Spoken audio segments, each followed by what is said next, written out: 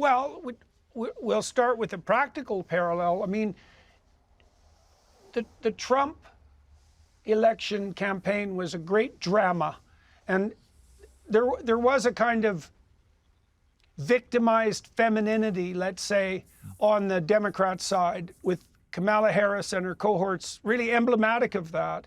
And then what did we have on the Trump side? Well, one of the most dramatic portrayals, maybe the most dramatic portrayal of what we had on the Trump side, was Trump's response to being shot. It was like this. Yeah. Right? Go to hell. You're not stopping me, no matter what. And like, as Musk pointed out, that's not staged. And, you know, it was so interesting watching the victimized Democrat response to that, because their response was open-mouthed amazement that anything like that could even be possible. It must have been a hoax, because no one could possibly react like that. Yeah. It's like, well, wrong. Trump could react like that. And despite whatever faults he might have, that's what he's like. He got up and said, "You're not stopping me no matter what."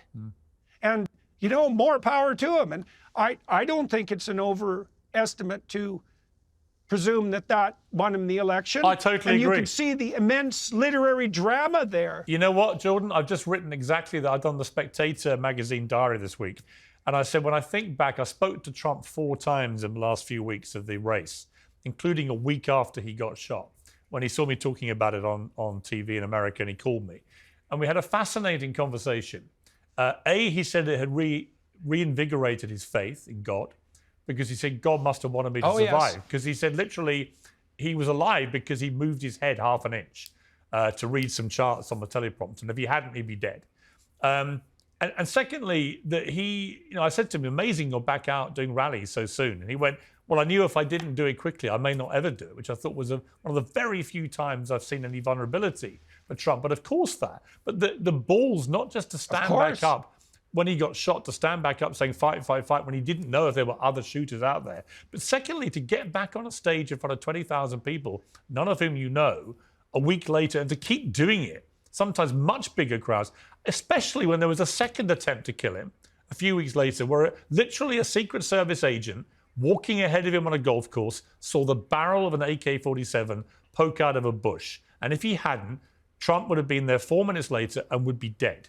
So twice in the space of 2 months, Trump came very, very close to being assassinated. And yet it didn't stop him getting back out there. And I do think, when I think back on the whole thing, there were lots of components to why he won, not least the incompetence of the opposition. However, I think regular Americans, and the rest of the world actually, but regular Americans looked at his strength literally under fire, and his resilience and his determination to keep pounding on. I think they looked at that and thought, you know what, after everything that's been thrown at him, the weaponizing of the justice system, literal attempts to kill him, and all the rest of it, look at him, he's still pounding on. And it's a really admirable quality in a man, right?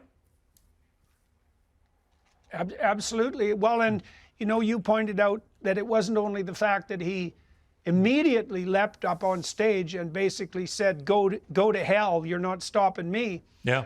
But then also that he continued to speak and didn't take, what would you say, even perhaps warranted precautions. It's the perfect thing to do psychologically, because if you shrink away in consequence of that threat, you live in fear for the rest of your life. And Trump's determination was obviously, no matter what, I won't live in fear. And that's the same decision Job makes, by the way, in the book of Job.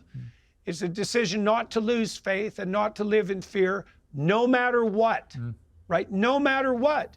And that is a manifestation of the spirit that is indomitable. And I think that is a reflection of the image of God. Yeah. And so, you know, Jordan, I don't think the divine providence with regards to Trump wasn't the fact that he turned his head at the proper moment. The divine providence with regard to Trump was that he jumped up immediately afterwards and said, "You're not stopping me." Yeah. 'Cause the flag still stands for freedom, and they can't take that away.